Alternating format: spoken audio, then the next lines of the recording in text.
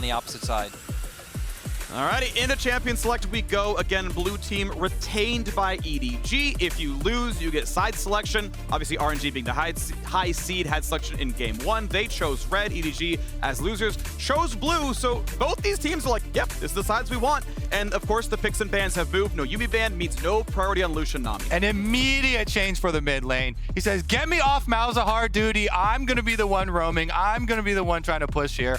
Rise first pick. And now I'm just curious to see what RNG's answer will be, right? Because RNG have pretty much only exclusively played Twisted Fate and Galio, Rise being the third trifecta of those roaming mid laners. Cryin in the LPL did play things like the Orianna. He has played a lot of Azir in his career, so there are other answers, but those answers don't really go with the playstyle that RNG are known for. Misfortune Xin Zhao as, okay, I thought that was locked in for a second. I'm like, wait, we got Rek'Sai? That would be wild early on, but Xin Zhao could be a pretty outstanding lock-in already. Do want to say, one of my favorite meta calls has been Poppy as an answer to the two biggest junglers, which are Lee Sin and Xin Zhao. They are so dash reliant that Poppy W just kind of ruins their team fighting presence, and then she just does more because a dashless Lee Sin is trash and a dashless Xin Zhao is trash. Locked in here, and now that this could be the option, I'm sure you could lock in a Nautilus for Leona and actually fight back, but Yuumi is going to be grabbed for EDG support. Yeah, they want to split up the Misfortune Yuumi, grabbing the Ezreal for the poke lane here. Definitely a weak one early on for the lane phase, though. I want to see how RNG actually attack it, because they already have a ganking jungler. You could, again, go for like a Leona or something there for Ming and try and get some kills. Stun that cat off Ezreal. See what you can actually do. This is Viper's most played champion in LPL Summer, so he's going to have a lot of comfort on it. He's been known to just completely take over games. If there is, a fire on top or mid, at least they will have a win condition to rely on. I wouldn't be surprised to see RNG do what you just said, Kobe, of just bringing out an engaged support, maybe trying to go back to something like the Nautilus and saying, hey, we're going to ignore the bottom lane 2v2. I'm just going to use the fact that you are this cat who can't move, and I'm going to go up towards the top side. You see the Poppy ban right away, right? The call is RNG knows what the hard counter picks are. I guess I'm not surprised that, Yuumi was grabbed instead. She has been one of the most highly prized champions at Worlds so far, has translated to a lot of wins. So indeed, okay, the big counter pick's going away. We know EDG, when you're playing bot side, yeah, your weak side top pick of a Malphite. In fact, Poppy's doing double duty as a Jace counter and a Xin Zhao counter. Okay, those are off the table, but okay, Nautilus and maybe Leona, maybe a Thresh. What are you kind of dropping off of Ming's champion pool here to make sure that, he can't find a second engage tank to play in this series? I really like the Malphite ban from RNG instead of just banning out the Graves, because Jace is already decently good into Graves, and the only thing you're really worried about is the EDG later stages of the game. So if they just had a Malphite and they kind of weather the storm through there and come through with some big ultimates and some picks, then you're going to be in trouble, but they take away those possibilities. Should be support pick here, and then force Flange to reveal his force Scout to reveal his blind. I wouldn't be surprised if, once this gets locked in, because we do need to engage support, maybe for EDG, you just go towards an Irelia yourself, right? Go for that matchup that we saw that worked so heavily in your favor in game 1. You have the Yuumi in bot side, so you're going to be a champion with Gore Drinker who isn't going to be able to die. You're going to be set up for the 1-3-1 with the fact that you have the Rise, and then you're just kind of left wondering, hey, what are we going to do with our jungle pick when a lot of the go-to champions have been taken away? Graves? Yeah, doing it anyways. Even though the Jace, especially if you have a Xin Zhao jungle and you can try and control early jungle pathing, you can get that push on the Graves early on and try and retain control.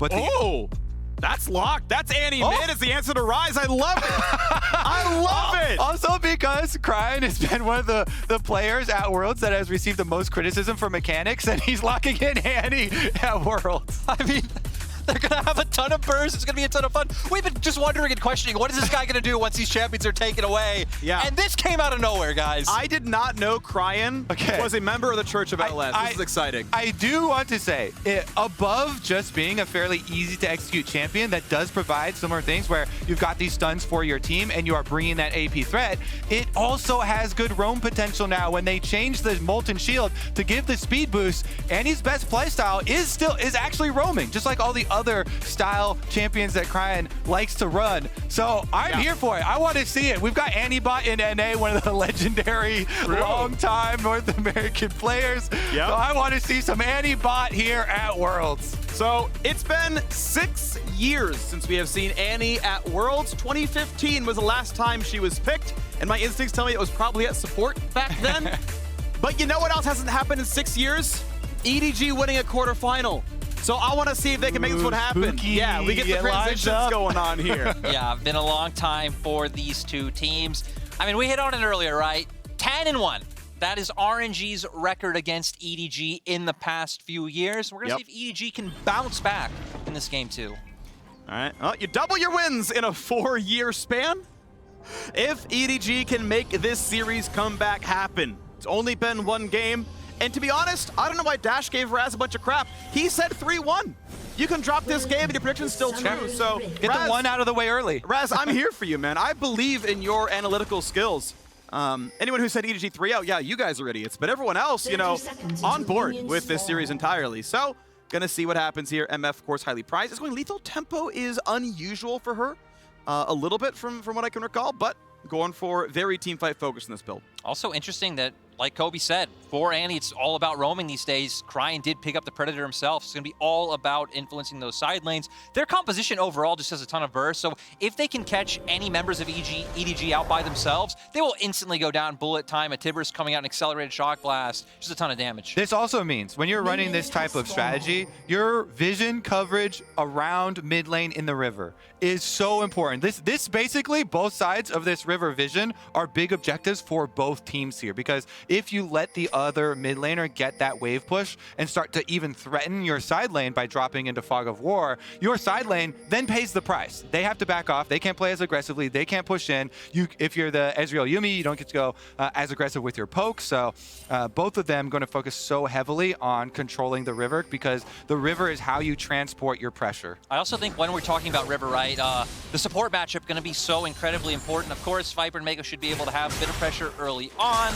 but once we hit that level 3 point with Ming, if he can find access, especially to the mid lane, keep Scout under turret, RNG should be able to keep up just permanent pressure on both sides of the river. Also, one of the most annoying things with Yuumi is, you know, the new playstyle where they're jumping off even more frequently than before. The hop off, the pop and block playstyle. Alistar with Q flash, you can catch him. Yes. Right when he hops off, you Q flash, they can't react to it. Actually, one of my favorite, like, really all-in surprise support matchups there. So if you bring your jungle pressure at the right time, Q flash when he jumps off to do the annoying harassment, then you can pull off some pretty big punishing plays. But as of right now, the poke remains king. So far, it is. It's okay, though. RNG going to do their best to keep their farm up. Obviously, we saw them win in a matchup they're supposed to be bullied as well, right? And that happened back in game 1, so we'll see if they can turn this one around this time around as well, as we just get through our first little bit. Decent bit of poke, decent bit of MF taking some farm, and Ming knows he's just getting scraps. Just going to grab melee minions whenever he can, and then wait for this cannon. And I feel like right now what I'm going to be looking at is when scuttles do come up, right? Because for now, EDG have pressure in all 3 lanes. Both jungles path towards the bottom side, so Jeje should be able to pick that one up. Looks like Wei going to instantly make his way towards the top side, realizing, hey, I can't contest Jeje, and we probably will just get a bit of a trade coming out. Oh, maybe not, though. Seems really difficult to fight bottom side, because Olaf is always going to be level 4. Your full clear is quick enough you can get here for 315, and their bottom is getting pushed in. All Jeje has to do is wait for his team. Team is king in the game of jungle. Scuttle Crabs are generally team play, and he's able to bully him off, so a little bit of wasted time there for Wei and for RNG. Now, can he get this in time, though, is the question, because Cryan's obviously under pressure, and Scout can move down, knows. Flandre can move down, so Wei decided to watch the bottom Scuttle die, and he's going to lose top Scuttle as well. If he was a bit more proactive, top Scuttle would be his already. Yeah, they didn't have any deep vision, so it's kind of a guessing game. Oh, did he flop to the other side? And you kind of roll the dice there. Does get outplayed. Dice come up in favor of EDG. They needed that, okay? Yeah. First game was definitely brutal.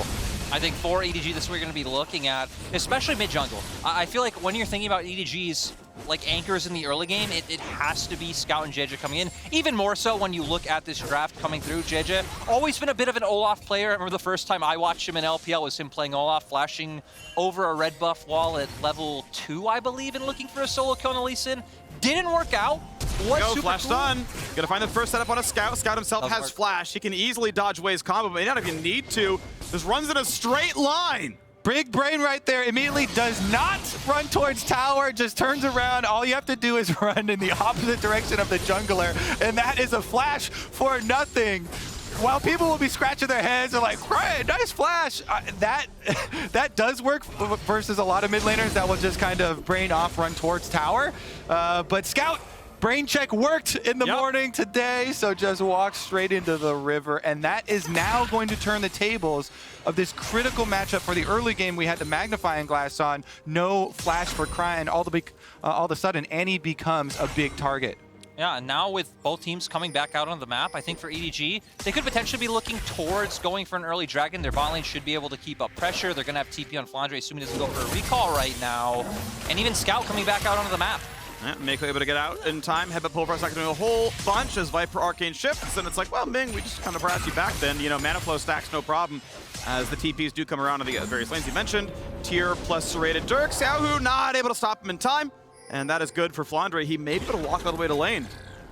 Flandre, I think, should be in a pretty good position. Okay. Oh, he's just going to go for the TP, so isn't going to hold on to it. So if any... Oh, Flash, Ming! headbutt, pulverize. Mako cannot possibly dodge this. Kobe, you called out the ability, and Ming makes it land. However, it's a counter gank. It's a 2-on-2 right now, but opposing mid laner is coming. Crying, run for home. Wei is just down, and it's looking horrible. Well done, EDG, 2-1. You could see the communication there, because Gala runs up even melee of the Olaf, thinking teleport's going to come through, and we're going to have him on the run. But then the interrupts actually happen. Olaf forces a flash, bullies them off, gets the extra kill.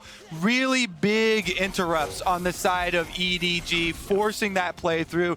That completely flips the script there. Very nice confidence, and it's always funny to see those comms in action just through the positioning of the players. They do get run off of the Dragon, though. Despite the fact that it's on Vision, he does have Smite. Ezreal could try for a steal, but obviously Wei is here, and Olaf would die. It'd be a one-way trip, so RNG find a way to get the first Dragon yet again, but this game is different. A 1,200 gold lead to EDG. Yeah, and EDG just want to keep it going. They do have a wave up in top side. Xiao might have flash, but EDG just have so much burst. All right, he's gonna try to clear the wave. Now forcing to tank the damage. Scout, he's gonna be able to drop aggro. Nice flash follow by Flandre. Perfect juggling of everything, and EDG off the 3-1. Big difference in mid lane here, where Scout, after interrupting Annie's teleport, now Annie has no flash, no teleport, and no mid-wave control. So he then transfers that pressure topside. But here's the play. Being immediately onto Mako, as we said, boom, gets the stun onto the Yuumi. You can't jump back on an ally after you've been CC'd. Here's the interrupt in action. Beautiful from Scout. Even waits the perfect amount of time. Extra DPS comes through, allows Olaf to finish up the double. I also feel like, you know, going beyond this after when EDG started the Dragon and RNG came for the interrupt, just kind of shows how tempo and how turns work in League of Legends, because RNG, they give up the wave mid, they commit Ming straight to Dragon. That's what allowed Scout to have the push to go and make that play topside. So EDG, I think, a really good read of what RNG are doing so far. JJ's path especially has allowed him to be everywhere to answer the aggression that Wei's looking to bring. This game number 2, titled Revenge of Scout, Revenge of the mid laner, because he is going to dominate this game now. Giant CS lead over Annie. The summoner spells advantage had been earned himself by avoiding the gank, and now should be able to bring that extra pressure to Brunt. Even rushed into the Mercury treads to reduce the Annie stun flash play that are gonna come consecutively here. Everybody grouping up for this Rift Herald. Even Misfortune trailing, but she has extra move speed to get there. This is gonna probably leash back as the team fight starts. There's RNG getting locked up a fair bit. This is gonna be the first one on the way. Smites for help, and it's a 2-for-0 so far. Yumi's we just targets the 3rd kill. EDG thought you count him out, but they came to play. Looking for a 4th now. Not sure Ming can survive this one. He's gonna headbutt, pulverize, get the aftershock. A stun might do a little bit, but it's not gonna do a lot. Give Viper the kill, and EDG are taking him down. And it's another case of Scout diff, the Realm Warp to cut them off. Rifttail drawn into the river just as bait. 2 sections of RNG. They cut them off with better coordination. Realm Warp secures the trap, and EDG strike back quickly. Yeah, they're going to go straight into the fight. They have more members here first because Viper and Mako came up, but there's the Realm Warp that you talked about, Kobe, having the damage down. Yuumi ultimate popped instantly, and this is a 5v3 because look at the mini-map. Ming and Gala still not here in time, just instantly able to turn, and they continue to run down the members of RNG. Plus, look at the minimap right now. That bottom wave is slow pushing in their favor. It's probably going to be a giant bottom wave for them to go collect in the aftermath as well. Bottom lane, big advantage. Top side, big advantage. The extra objective picked up, and huge turn of the tables. Lyric, this is what you want to see for the best of 5. Keep it lively. And this is what we expected coming in from EDG, who You know, RNG maybe finishing as the first seed and EDG coming out second. I do think a lot of people believed EDG had a better performance in the group stage, had to go up against a harder team in T1 to where, again, sadly we saw what happened with Hanwha, but EDG are looking for more picks.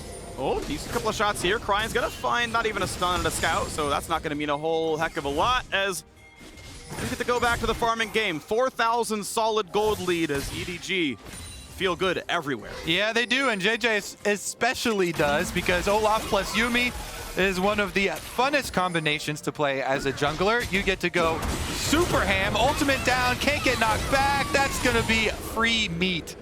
And it just goes back to what we saw last game, just reversed. EDG winning everywhere on the map after the last Herald fight. They're winning up in topside. They're able to force these plays down in bot, and RNG can't even get scraps.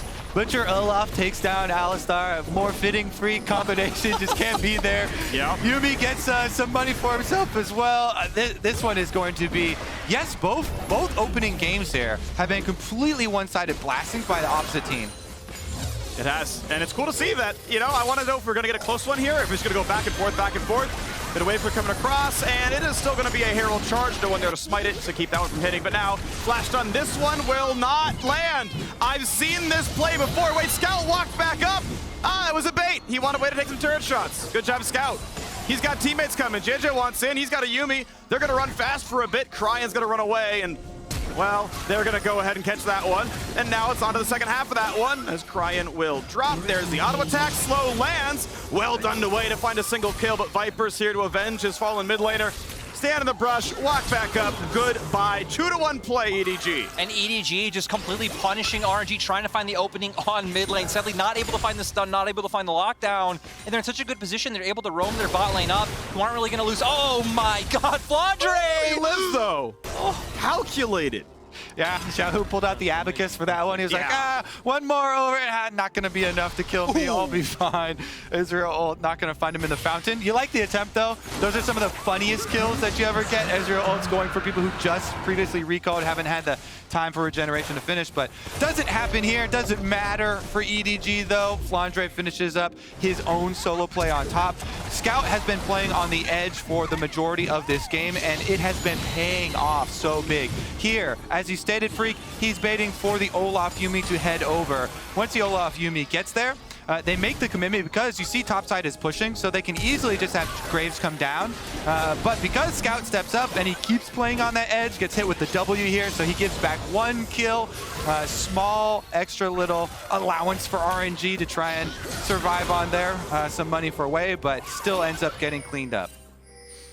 So now we get to see EDG try to close the game out. They got the second Dragon of the game just 40 seconds ago, so 1-1 there. RNG don't have the Dragon Soul out, and this really is just a walkover. 6,000 is now the gold lead. It actually feels faster than the previous one where the gold was closed but the Dragons were stacking. This is just everything really going EDG's way very rapidly. Xiaohu gonna miss the shock blast. Flandre, no ulti, so not gonna find the kill. Xiaohu's able to walk away to stay alive, but very clearly it's an anti-roam and it's just still not gonna land. Finally, Ming shows up to finish the job. Flandre, no easy way out, but Scout's here for a bit more. Did he butt up more than he could chew? He certainly did. It's gonna be a 2-0 play. RNG finds signs of life. And it's been Scout diff all along, but this time Scout running it down against his own team. Looked like EDG might have been able to bring it back, but at least bringing some pressure in mid lane. But RNG needed those signs of life with the kills coming back. Yeah, you have to commit so hard. One level extra than you think is necessary topside when you're playing RNG, because RNG will have everybody there, 3 members for them. They finally get something. Meanwhile, mid lane turret plates are whittled off by the rest of EDG while their solo laners went down. Even though this game looks like it should be EDG closing it out, I will say I feel like RNG's comp has better comeback mechanisms than EDG's comp did last time around. They have a frontliner in the Alistar. They have a lot of burst and lockdown to try to keep finding those picks like they just got. I feel like Ezreal Yuumi should never get caught by the Annie play, so Fog of War is certainly RNG's best friend, you know, for trying to make that big comeback play. You've got Alistar, you've got Annie. Those explosive initiations picks are what can get you back into it. But Viper has just been so good with his positioning. I don't see him getting caught. We'll see if EDG let a few more mistakes fall through the cracks, though. We did see him get caught last game, but I agree, Viper, especially when you give him Ezreal, very slippery. Have seen him 1v5 many games over in the LPL on this champion, and EDG are just playing so methodically, right? That they're continuing to tap pressure in mid and bot. They're looking to choke RNG out with vision, and for RNG, it's going to be sacrificing bot and trying to find this pick, but I think JJ is fine. Okay, ward control once again in the He's play. far. Now we've got ourselves a battle, but he's unstoppable, and it's just not gonna matter. Honestly, trading ultimate for Annie ultimate is pretty big because Annie swings so much of the hope for RNG. Doesn't have flash right now, so that's probably why Cryan, went for it there. And the threat on JJ was decent since the other two lanes were showing. Viper at tower plus bottom side. This time you got some cooldowns missing. It's a huge root coming across, but Way's able to take the front line. They will burn him down 1-0. Mako, was he CC'd recently enough, finally jumps back on a Viper. Ezreal will live, but here comes the rest of the squad as Flounder TP's in. Ming's gonna drop. A great shot comes across as Viper finds his 4th kill of the game. Cryan and Gala now running away as fast as they possibly can. Annie cannot get the sidestep. Flash is still on cooldown. This should be a chase available. Will it be a flash follow? Just the skill shots to land. Running as fast as he can. Viper lands the auto, and he wants one more. Gala is gonna fall, and EDG just keep taking everything off the map. One of the reasons it's so impressive playing against a team that has Yuumi that is so far ahead is that chase is always in their favor. The long range of the slow plus the speed up always guarantee you extra chase down kills if you win the opening of the fight. So well used there to pick up 2 more. It also just makes it so easy to kite out the enemy team, right? Being able to constantly throw out those Qs, the ultimate coming out. And for RNG, I can understand what they're going for. They know that they are pretty far behind, and we're going to see here JJ getting a bit ahead of himself. They did bait out the Annie ultimate, but still able to find the clutch engage coming in. They might have locked him down, but Way with a really nice flash. And I think if Ming would have had the CC to lock Mako down here, but we got another gank. And Flandre's got no flash, got no ult. His dash is on cooldown as well. Okay, they pop a shield though, and he will actually trade Ming, but it still means a bunch of money earned by RNG, and it's a 1-for-1. RNG and sending more members to Xiaohu. Name a more iconic duo. Maybe mid lane and Viper outputting tremendous pressure. They actually draw out the Predator Annie attempt at a roam as well. And now for EDG, it's going to be easy. Just pivot to this Riptail. You can take this one. I'm surprised that they are trying to get hard vision control on top side because they do this so quickly. I would think you could even just pivot right back down to mid, force them off Dragon, and just take everything on the map. RNG actually allowed to get the bottom side. So, okay, top side Herald, that's going to be, top lane tier 1, maybe even tier 2 if you stick the members up there. Otherwise, though, it is RNG keeping the Dragon pressure away. It's going to be hard for them to find the soul themselves, but they are certainly delaying EDG's shot at it. Yeah, it does get a little bit dicey if you go a long ways down that road, but Viper, again, he's got this huge range advantage. He's so fed, and he has the Yuumi on his team. This Ezreal is literal god status. Unless there is some brush play that has the surprise Annie or Alistar and full commitment play, you have such a fun time playing this game with your extra range, with your mobility, and your map control. And they're doing a nice job of just continuously playing out with 2 lanes. Flandre making his way up as well, so EDG wanting to commit to sieging down this mid turret.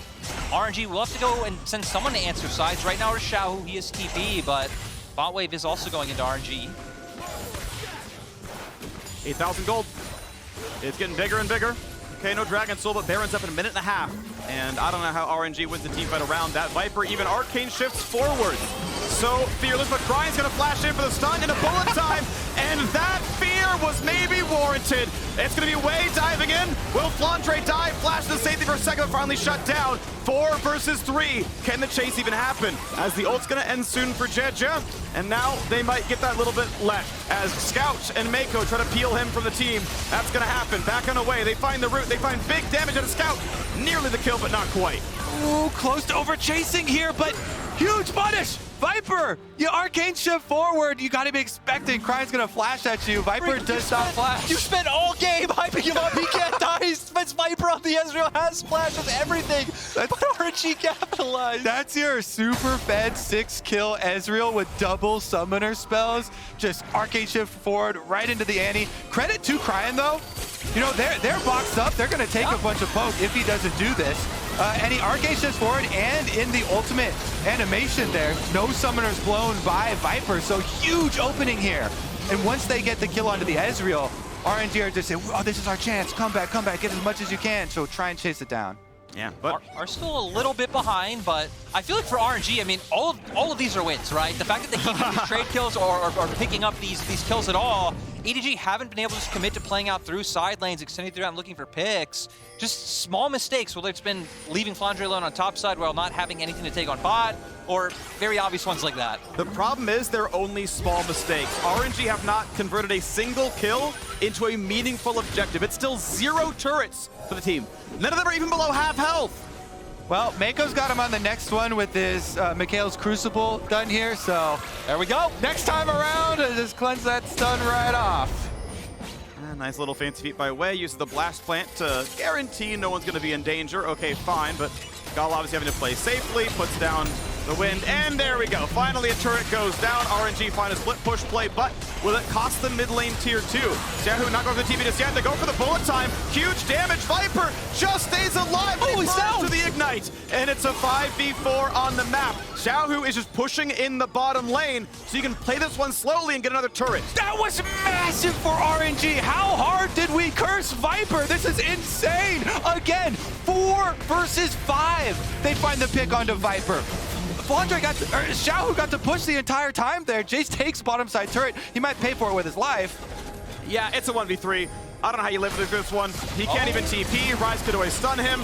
The damage isn't going to amount to RNG are going to Baron, though. much anything, so how long is it going to take? Scout's TP is down. Graves has it. He can't bring Mako, but the problem is they've been scouted out. Jia is around, and indeed, that's going to be Flandre TPing, so nothing to be had here. I think EDG themselves should just go straight to Baron. Xiaohu still has a long death timer. I'm a bit surprised they're not going to commit. This is getting really interesting, though, because with now double teleport advantage for RNG and them showing that they have the capabilities of continually picking off Viper, now no summoner spells, and Mikhail's is on cooldown. Everything was used. They're going to have to use their teleports here from RNG to get out there quick. 3 ults down, 3 ults down. RNG don't have the team fight button, so the goal is going to be the difference. Wei, does it happen? Is it going to be the steal? It is not. He was eliminated in groups, so it's going to be EDG taking the Baron and taking the fight. Really nice coming out from EDG. They've been making a ton of mistakes, but they capitalize on the one that matters. They take down Xiaohu, and I'm glad that they recognize that they were able to take this Baron. I just love that this game has turned into quite an action-packed party here with RNG making multiple comeback picks to set themselves up. As you said, though, EDG, they remain calm even in the face of those. Pick off bottom side when Xiaohu is dead during the dead timer, force on the Baron.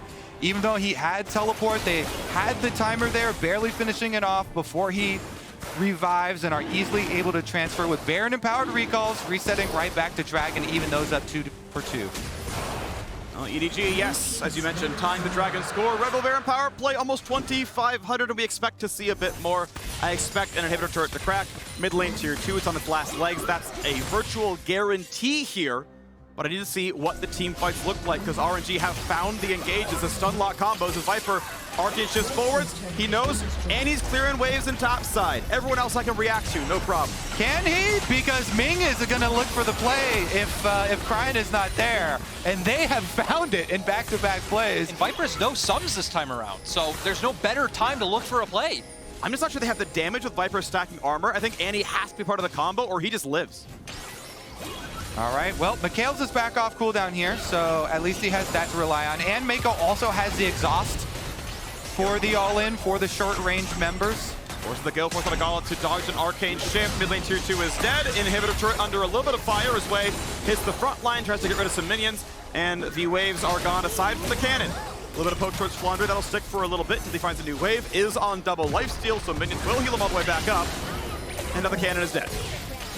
I do like that EDG playing a bit more respectful, especially in terms of Viper's positioning. He's never the one walking forward in front. JJ is always there next to him. They know up. Bullet time for the wave. I don't mind this too much. 50 seconds left on the Baron buff, as honestly RNG needed to heal on several. Wei gonna walk up, and they know with the minion wave gone, it's gonna be hard to win. And oh, it doesn't matter. The healing is too good. Thank you, Gordrigger. Thank you, Yuumi. And goodbye, RNG. They cannot defend the mid lane until they recall. Stun and Plunder not gonna mean much there either. They need to heal back up. Yeah, Sustain Wars will be won by the side with Yuumi. Scout gonna whittle down on top side as well. You see, actually, JJ taking this wave of time to go heal off Raptors, comes back full of health from the jungle, so Yuumi can spend the mana on Flandre. Some poke, but it is 5v4, and that is gonna be RNG conceded in the mid lane. 4,000 gold now gained off the Baron. Middle inhibitor cracked. It's a 10,000 gold lead. RNG may have found some kills, but they are not going to find this game. This is still going to be really good for them having these super minions pushing in mid. RNG always going to have to commit a member to answer why they can start looking to push on either bot or top. They've controlled the whole map up until this point so far. Still no dragon for a few minutes, so to me it doesn't really matter where they do look. You expect your resets to come out, and now there's some pings coming out on bot side. So for EDG, I feel like the plan still just very simple. Just look to group up as 4, have Scout committed to the other lane. He can always realm warp to answer, and the ball is in the court of RNG. Well, RNG have done a good job thus far keeping it interesting, even with the big lead on Ezreal. This time around, you know, they go on the Olaf because Viper is now not exposing himself to the all-in. They're able to keep the Olaf up, turn it around, get the extra pressure through, and unless we have another huge forfeit play by Viper, definitely should be, again, them pushing in the sideways because mid-lane super minions will get there pretty quickly, and they're just going to transfer everybody over to bottom side. There we go. One more inhibitor to kill, and that'll put a lot of pressure for when the Baron respawns. And good luck getting from the bot lane to the Baron in time. Obviously, TP can get you there, but it's still constant pressure you can dance around as EDG. Letting the Yuumi poke. JJ knows he's going to be fairly safe, can always pop the ulti, can't really be locked down. And now we have the bot lane pushing in. Harder, of course, this time around, as there is no Baron buff. It's easy to clear the minions. Cryan can always flash ult. Will there be a play here? Viper and Flandre, ones we're looking at. Arcane shift backwards. Way going to take the front line with his ulti on, and that means they have enough time to clear the wave. That's an ult for a minion wave. The bot lane turret still very, very low. Cryan will survive that shot, but it's now forced out, so EDG can try to backdoor the turret until RNG fight back a little bit longer. Yeah, time is in EDG's favor. All they have to do is continue to play the poke game. Poke goes out, Yuumi heals go in, and slowly the super minions do their work. Cryan comes back for attempt number 2. Time running out for RNG. Minute on Dragon, minute on Baron. There goes the turret, and it's time to run away, but will they find a little bit more? The slows are landing. Shadow forces a flash away. Wei has no ulti. That means he will likely die. Bullet time does a fair bit. Will it find a kill? It's actually 2 for nothing. You gotta be kidding me. How do they keep winning these fights? And it's gonna be the top laner TPing back in. Flandre, though, kills off Wei. Ming is gonna drop as well. Do they have the damage? No. Scout just eviscerates the team. Gala on the fountain. Gala goes down. It's top lane versus top lane, but Mako is gonna make it a 2 versus 1. Triple kill for Flandre, could be a quadra because he is not going to stop. Going for the Nexus turrets themselves. Shock Blast going to be tanked. Shahu going to try his hardest. He does not have the damage. A kill goes through to Yuumi, and it's time to kill the base. EDG answer back in game 2. And all of that just happened out of nowhere. I didn't even see how Viper went down. I was so focused on the Olaf. In the end, EDG able to pull it back with the fact that Yuumi with Graves, just such an annoying combo that you can't burst down. Even with such a big misfortune ultimate from Gala in that one, they aren't able to pull it out. Flandre in the end on this Graves. This man has done so much for EDG, you know, for the majority of the season, regular LPL, played so much weak side, played a lot of scaling for them, but man, the 2 picks for him at Worlds, the Graves and the Jace. Graves comes out so big once again, and congratulations EDG, making this one interesting. 1-1, they even up that score. And it looks like the blue side pick, take away the Rise and go for the Yuumi to have a, control over bot lane. And that worked so well because honestly, Cryan looked like garbage for the first half of that game. Twice he went for a flash stun when his jungler's not even in range. Like the outplay was literally right clicking and walking away.